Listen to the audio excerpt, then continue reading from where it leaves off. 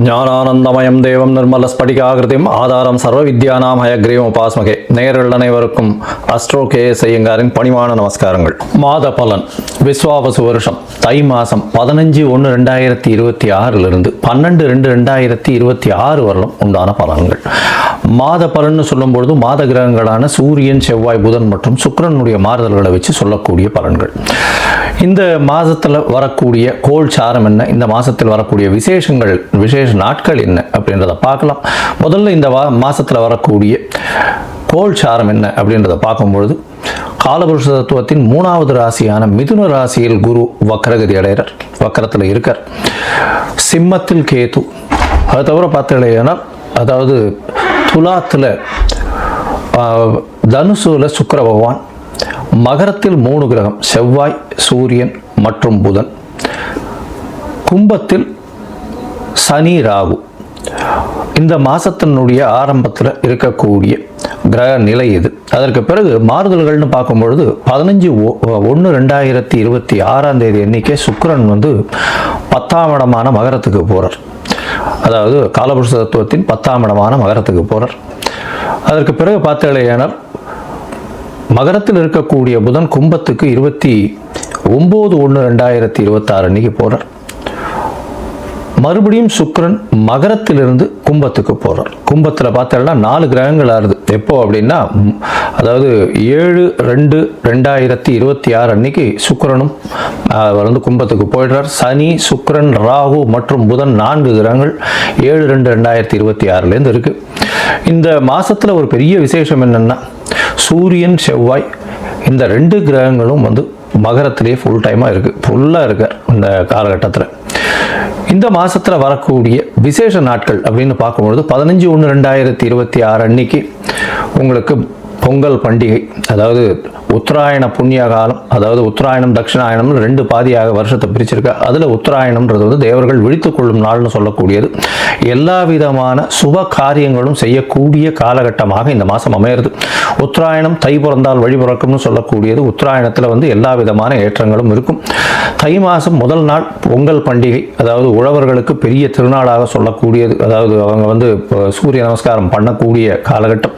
இந்த வாட்டி பார்த்தலையானால் துவாதசி அன்னைக்கு வருது. அதாவது தை பொங்கல் துவாதசி 15/1/2026 துவாதசி கேட்ட நட்சத்திரம் வேற வருது. இந்த பொங்கல் வைக்கக்கூடிய சரியான நேரம் பார்த்தலையானால் 9:30 10:30 சுக்கிரஹோரை, சுபஹோரையான வியாழக்கிழமையில் வரக்கூடிய சுபஹோரை. இது 9:30 10:30 மணி வருது. இது ஒரு நல்ல நேரமாக சொல்லக்கூடியது. குளிகை நேரமாக இருந்தாலும் இது ஒரு நல்ல நேரம். குளிகை நேரம் நல்ல சம்பவங்கள் நடக்குமே ஆயின் அது மறுபடியும் வரக்கூடிய வாய்ப்புகள் மிகவும் அதிகம். அதனால் பொங்கல் பானை வைக்கக்கூடிய நல்ல நேரம்னு சொல்லக்கூடியது காலை 9:30 10:30 மணிக்குள்ளே வைக்கிறது ரொம்பவுமே சிறந்தது. இந்த காலகட்டத்தில் உங்கள் எல்லாருக்கும் என்னுடைய பொங்கல் நல்வாழ்த்துக்களை சொல்கிறேன். நல்லபடியாக இருங்கோ. இந்த மாதத்தில் வரக்கூடிய மற்ற விசேஷங்கள்னு பார்த்தோம்னா 16ஆம் தேதி பிரதோஷம், காணும் பொங்கல்னு சொல்லுவா. அது தவிர மாட்டுப் பொங்கல், இது எல்லாம் 16ஆம் தேதியே. அதுக்கப்புறம் வள்ளுவர் தினம், இதெல்லாம் வருது. அது தவிர பார்த்தீங்கன்னா இந்த மாதம் 25/1/2026 அன்னைக்கு ரத சப்தமி, சூரியன் தேர் சக்கரம் திரும்பக்கூடிய நாள். அன்னையிலிருந்து வெயில் ரொம்பவும் அதிகமாகக்கூடிய காலகட்டம். அதாவது சூரியன் இவ்வளவு நாளாக அதாவது தெற்கிலிருந்து வடக்கிலிருந்து வடகிழக்குக்கு மாறுறார் அவர். இந்த காலகட்டம் கிழக்கு பக்கமாக போகக்கூடியதுனால இந்த காலகட்டத்தில் பார்த்தலையானால் வெயில் ஏறக்கூடிய காலகட்டமாக இருக்கும். 26/1/2026 நம்மளுடைய அதாவது ரிப்பப்ளிக் டே, அதாவது இந்தியா சுதந்திரம் வாங்கி அதுக்கப்புறம் ரிப்பப்ளிக் 1950 வாங்கினது. இப்போ 2026ஆம் வருஷம் இப்போ ரிப்பப்ளிக் டே. இது ஒரு பெரிய விசேஷம். அதாவது அரசாங்கம் அப்படின்னு சொல்லக்கூடியது, அதாவது ஆல் ஓவர் இந்தியா ஒரே ஒரு ஒருமைப்பாட்டின் கீழே இருக்கக்கூடிய ரிப்பப்ளிக் டே கொண்டாடக்கூடிய காலகட்டம். 26ஆம் தேதி அன்னைக்கு வாஸ்து அதாவது இந்த 26ஆம் தேதி அன்னைக்கு வாஸ்து புருஷன் கண் விழிக்கும் நாள் அன்னைக்கு வந்து பார்த்தோம்னா கார்த்தால 9:52 11:22 வரலும் உண்டான நேரம் வந்து வாஸ்து கண் விழிக்கும் நாள். இந்த காலகட்டத்தில் புதுசாக மன பூஜை போடுறது, அஸ்திவாரம் தோன்றது, அதை தவிர டாக்குமெண்ட் சைன் பண்ணி கொடுக்கறது, இதெல்லாம் வந்து பண்ணுறதன் மூலியமாக எந்த ஒரு ப்ராஜெக்ட் நீங்கள் ஆரம்பிச்சிங்கனாலும் அது வெற்றிகரமாக முடியக்கூடிய காலகட்டமாக அமைய போகிறது. இந்த வாஸ்து கண் விழிக்கும் பொழுது 5 வகையாக பிரிக்கிறேன். அதாவது பொதுவாகவே பார்த்தோம்னா இது ஒரு 1.5 மணி நேர காலகட்டம், 18 நிமிஷமாக 5 மணி நேரமாக பிரிக்கிறேன், 5 வகையாக பிரிக்கிறேன். அதாவது வாஸ்து புருஷன் கண் விழித்து அவருடைய காலை கடன்கள் செய்யக்கூடியது, பிறகு குளிக்கக்கூடிய ஒரு 18 நிமிஷம், அதற்கு பிறகு போஜனம் செய்யக்கூடியது, அதாவது அதற்கு பிறகு வந்து பூஜை செய்யக்கூடியது, பிறகு போஜனம் செய்யக்கூடியது, அதற்கு பிறகு தாம்பூலம் தரிக்கக்கூடியது. இந்த கடைசி 18 36 நிமிஷம் அப்படின்னு சொல்லக்கூடிய, அதாவது 10:52 11:22 வரலும் செய்யக்கூடிய எந்த ஒரு விஷயமாக இருந்தாலும் நிச்சயமாக நிறைவேறும். அதாவது மனைக்கால் நடுறது, அடிகோல் நடுறது, அதை தவிர வந்து உங்களுக்கு கிணறு வெட்டுறது, புதுசாக வந்து கான்ட்ராக்ட் கையெழுத்து போடுறது, கன்ஸ்ட்ரக்ஷன் பண்ணுறது, இது எல்லாமே நல்ல ஒரு ஏற்றத்தை கொடுத்து நல்லபடியாக முடியக்கூடிய காலகட்டமாக அமைய போகிறது. இந்த மாதம் பார்த்தாலேயானால் பௌர்ணமி வருது, அதாவது மிகப்பெரிய விசேஷம். தை பௌர்ணமி அப்படின்றது வந்து மிகப்பெரிய ஏற்றமான காலம். தை அமாவாசையும் பெரிய விசேஷம். ஏன்னா உத்தராயண புண்ணிய காலத்தில் வரக்கூடிய முதல் அமாவாசை தை அமாவாசை 18/1/2026 தை அமாவாசை. பித்ருக்களுக்கு செய்ய வேண்டிய கர்மாக்களை செய்கிறது உங்களுடைய சந்ததியினரை நல்லபடியாக வழியேற்றி செல்லக்கூடும். அதனால் நல்ல ஒரு ஏற்றத்தை கொடுக்கக்கூடிய நாள். அதாவது அது வந்து அந்த திதியில் வந்து வேறு எந்த ஒரு விஷயங்களையும் செய்யாமல் பித்ருக்களுக்கு திதி கொடுக்கறது மட்டும்தான் செய்யணும். புதுசாக எதையும் ஆரம்பிக்கிறது அந்த மாதிரியான விஷயங்கள் பண்ணக்கூடாது. இது வந்து 18/1/2026 வருது. அதற்கு பிறகு பௌர்ணமி எண்ணிக்கை பார்த்தாலேயானால் பௌர்ணமி 1/2/2026 தை பௌர்ணமி பெரிய விசேஷமான நாள். தை பௌர்ணமி பார்த்தாலேயானால் வடலூர் அப்படின்னு சொல்லும்போது ராமலிங்க அடிகளார் வரும். அதாவது ராமலிங்க அடிகளாருடைய தினம் வடலூரில் வந்து பார்த்தாலேயானால் அந்த இது தைப்பூச திருநாள் வேறு அன்னைக்கு முருகனுக்கு ரொம்ப விசேஷம். அதை தவிர வந்து ஏற்றிய வயிற்றில் எரியக்கூடிய நெருப்பை அணைக்கக்கூடிய, அதாவது சாப்பாடு போடணும் அப்படின்றத மிகவும் வலியுறுத்தி சொல்லக்கூடியவர். சொல்லி அது இன்னி வரலும் எரிஞ்சிட்டு இருக்கு அப்படின்னு சொல்லக்கூடியது பெரிய விசேஷம். அதாவது உணவு தானமாக கொடுக்கறது, சாப்பாடு தானமாக கொடுக்கறது, பசி அற்ற நிலை எல்லாருக்கும் இருக்கணும், யாரும் பசித்து இருக்கக்கூடாது அப்படின்றத வந்து எடுத்து நல்லபடியாக சொன்னது. சரி, இந்த மாதம் அதாவது தை மாதம் ஒரு ராசிக்கும் என்ன வகையான மாற்றங்கள் ஏற்றங்கள் இருக்கு அப்படின்றத பார்ப்போம். அதற்கு முன்னாடி என்னுடைய மொபைல் நம்பர் கீழே ஸ்க்ராலிங்கில் போயிட்டு இருக்கோம். உங்களுக்கு அஸ்ட்ராலஜிக்கல் கன்சல்ட் வேணும்னா எனக்கு கான்டாக்ட் பண்ணுங்க. உங்களுடைய பெயர், பிறந்த நேரம், பிறந்த தேதி, பிறந்த வருடமோட போடுங்க. உங்களுடைய தாய் தந்தையார் பெயரும் போடுங்க. Date, time, place of birth, அதை தவிர உங்களுடைய பேரண்ட்ஸ் நேம் இது வரலாம் போடுங்க. உங்களுடைய ஜாதகத்தை போட்டு சந்தி இருக்கான்றதை பார்த்துட்டு அதற்கு பிறகு உங்களுக்கு நான் அப்பாயின்மெண்ட் கொடுக்குறேன். உங்களுக்கு அப்பாயின்மெண்ட் நீங்கள் இந்த டேட்டு டைம் போட்டதுக்கப்புறம் வந்து என்னுடைய கட்டணம் என்னென்னு சொல்கிறேன். அந்த கட்டணத்தை செலுத்தி அப்பாயின்மெண்ட் வாங்கிக்கோங்க. அதுக்கப்புறம் உங்களுக்கு அப்பாயின்மெண்ட்டும் போது உங்களோட பேசுகிறேன். சரி, இப்போ மேஷம் முதல் மீனம் வரை தை மாதம் ஒரு ராசியாக எப்படி இருக்குன்றதை பார்க்கலாம். தனுசு, மூலம், பூராடம், உத்திராடம் இந்த 3 நட்சத்திரம் 9 பாதங்களை கொண்ட ராசி. ராசியின் அதிபதினு சொல்லக்கூடியவர் குரு பகவான் ராசிக்கு சமசப்தமத்தில் இருக்கார், வக்ரகதியில் இருக்கார். வக்ரகதியில் இருந்தாலும் உங்களுடைய ராசியை பார்க்கறதுனால உடல் நலத்தில் நல்ல ஒரு ஏற்றம் இருக்கக்கூடிய காலகட்டமாக இருக்கும். இப்போ மார்கழி மாதமும் முடிஞ்சுடுத்து, தை மாதம் வந்துடுத்து, திருமணத்திற்கான நேரம் வந்துவிட்டது. திருமணத்திற்கு பார்த்து கொண்டிருப்பவர்களுக்கு கண்டிப்பாக திருமண பாக்கியம் ஏற்படக்கூடிய வாய்ப்புகள் நிச்சயமாக உண்டு. இந்த மாதத்தில் பார்த்தாலேயானால் கல்யாணம் பண்ணுறதுக்கு வாய்ப்புகள் மிகவும் அதிகம். உங்களுடைய ராசிநாதனே ராசிக்கு 7ஆம் இடத்துல போய் இருக்கிறது பெரிய விசேஷம்.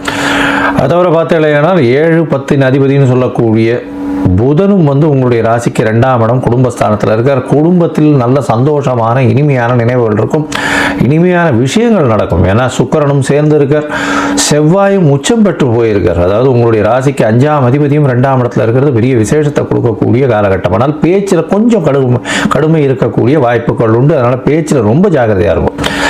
நீங்கள் பேசக்கூடியதை தவறாக புரிந்து கொள்ளக்கூடிய வாய்ப்புகள் நிச்சயமாக உண்டு. உங்களுடைய ராசிக்கு பார்த்தோன்னா 2ஆம் இடத்துல வந்து சூரியன், செவ்வாய், புதன் மற்றும் சுக்கிரன் 4 கிரகங்கள் இருக்கு. அதாவது மாத கிரகங்கள்னு சொல்லக்கூடிய 4 கிரகங்களும் அங்கே இருக்கு இந்த மாதம் ஆரம்பித்த உடனேலேருந்து. அதனால 2ஆம் இடம் தனம் அதிகமாக வரும், பண வரவிற்கு பஞ்சம் இருக்காது.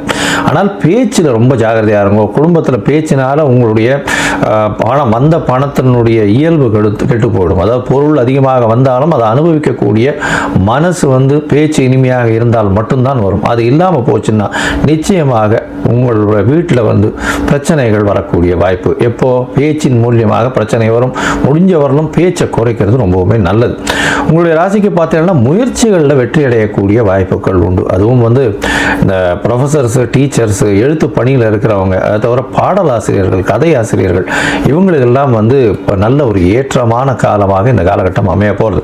இந்த மாதத்தில் பார்த்தீங்கன்னா 15/1/2026 12/2/2026 வரலும் உண்டான காலகட்டத்தில் ராசிக்கு 2ஆம் இடம் வலுப்பெற்று போகிறது பெரிய விசேஷம். அதை தவிர பார்த்தீங்கன்னா 27/1/2026 அன்னைக்கு புதன் உங்களுடைய ராசிக்கு 3ஆம் இடத்துக்கு போகிறார். அதாவது சனியோடு சேர்ந்திருக்கார். அதை தவிர 7/2/2026 அன்னைக்கு சனியும், அதாவது சுக்கிரனும் அந்த இடத்துக்கு போகிறார். நல்ல ஒரு ஏற்றமான காலம். 4 கிரகங்கள் 3ஆம் இடத்துல இருக்கு. இதன் மூலியமாக பார்த்தீங்கன்னா எல்லா விஷயங்களிலும், அதாவது கலைத்துறையில் இருக்கிறவங்களுக்கெல்லாம் நல்ல ஒரு ஏற்றம் கிடைக்கக்கூடிய வாய்ப்புகள் நிச்சயமாக இருக்கும் இந்த தனுசு ராசிக்காரர்களுக்கு. அதை தவிர பார்த்தீங்கன்னா எழுத்து பணியில் இருக்கிறவங்க, கோல்டு ஸ்மித், அவங்களுக்கு நல்ல ஒரு ஏற்றம் இருக்கும். இந்த மாசத்தில் பார்த்தீங்கன்னா இந்த கோல்டு ஸ்மித்துக்கு வந்து நல்ல ஒரு ஏற்றம் இருக்கக்கூடிய வாய்ப்புகள். தங்க ஆபரணம் செய்கிறவங்க, அதை தவிர வந்து தங்க நகை வியாபாரிகள், இவங்களுக்கெல்லாம் வந்து ஒரு மாற்றங்கள் இருக்கும். அதை தவிர இந்த மாசத்தில் வந்து பார்த்தீங்கன்னா இந்த ப்ரொஃபஸர்ஸ், டீச்சர்ஸ், அவங்களுக்கெல்லாம் வந்து ஒரு பெரிய ஏற்றம் கிடைக்கக்கூடிய காலகட்டமாக அமைய போகிறது. மொத்தத்தில் பார்க்கும்பொழுது இந்த தனுசு ராசிக்காரர்களுக்கு ஏற்றமான காலம். திருமண பாக்கியம் உண்டு. பார்ட்னர்ஷிப் தொழிலில் வந்து ஒரு நல்ல ஏற்றம் இருக்கும். பார்ட்னர்ஷிப் தொழிலில் வந்து எல்லா விதமான வெற்றிகள் உண்டாகும். பண வருமானம் அதிகமாக இருக்கக்கூடிய காலகட்டமாக இருக்கும். பண வருமானம் அதிகமாக இருக்கும். ஆனால் பேச்சில் சற்று நிதானம் தேவை. பேச்சு கடுமையாக வரக்கூடிய வாய்ப்புகள் நிச்சயமாக உண்டு. உங்களுடைய ராசிக்கு பார்த்தலையானால் 9 பத்தின் அதிபதி 2ஆம் இடத்துல இருக்கார். அதாவது தர்ம கர்மாதிபதினு சொல்லக்கூடிய 9 பத்தின் அதிபதிகள் 2ஆம் இடத்துல போய் இருக்கிறதுனால பணம் வந்து, அதாவது பொது வாழ்வில் இருக்கிறவங்களுக்கு பண வருமானம் அதிகமாக இருக்கும். எடுத்த காரியங்கள் வெற்றி பெறக்கூடிய வாய்ப்புகள் நிச்சயமாக இருக்கும். இருந்தாலும் பேச்சில் கட்டுப்பாடு தேவை. ஜாகிரதையாக இருங்க. தடித்த சொல்கள் வரக்கூடிய வாய்ப்புகள் உண்டு. ராசிக்கு 3ஆம் இடமும் வலுப்பெற்று போகிறது. 27-28 தேதிக்கு மேலே பார்த்தோம்னா 3ஆம் இடமும் வந்து வலுப்பெற்று போகிறது. இளைய சகோதரர்கள் மூலியமாக நல்ல ஒரு ஏற்றம் கிடைக்கக்கூடிய காலகட்டமாக அமையும். எழுத்து பணிகளில் இருக்கிறவங்களுக்கு நல்ல ஒரு வெற்றி வரக்கூடிய வாய்ப்புகள் நிச்சயமாக இருக்கும். அதோட பார்த்தோம்னா தங்க வியாபாரிகள், இந்த மாதிரியான விஷயங்கள்ல நல்ல ஒரு ஏற்றம் இருக்கும். ப்ரொஃபஸர்ஸ், டீச்சர்ஸ், அதை தவிர டியூஷன் சொல்லிக்க கொடுக்கக்கூடிய வாத்தியார்கள், இவர்கள் எல்லாருக்குமே பெரிய ஏற்றம் கிடைக்கக்கூடிய வாய்ப்பு. பேங்கிங் இண்டஸ்ட்ரியில் இருக்கிறவங்களுக்கு நிச்சயமாக ஒரு பெரிய ஏற்றம் இருக்கக்கூடிய வாய்ப்புகள் நிச்சயமாக உண்டு. இந்த மாதத்தில் உங்களுடைய முயற்சிகள் எல்லாமே வெற்றி பெறும். ஏன்னா தனுசு ராசிக்காரர்களுக்கு உடல் நலத்திலையும் நல்ல ஒரு ஏற்றம் இருக்கும். தாயின் உடல் நலத்திலையும் நல்ல ஒரு ஏற்றம் இருக்கும். தந்தையின் உடல் நலத்திலையும் நல்ல ஒரு ஏற்றம் இருக்கக்கூடிய வாய்ப்பு உண்டு. இந்த மாதத்தில் உங்களுடைய முயற்சிகள் எல்லாமே வெற்றி பெறும். இருந்தாலும் சில நாட்கள் உங்களுடைய முயற்சிகளை தள்ளி போகிறது நல்லதுன்னு சொல்கிறோம். அந்த சில நாட்கள் அப்படின்னு சொல்லக்கூடியது சந்திராஷ்டம நாட்கள். சந்திரன் 8ஆம் இடத்துல மறையும் பொழுது சந்திராஷ்டமம்னு சொல்கிறோம். இந்த காலகட்டம் வந்து 31/1/2026 2/2/2026 வரலும் இருக்கு.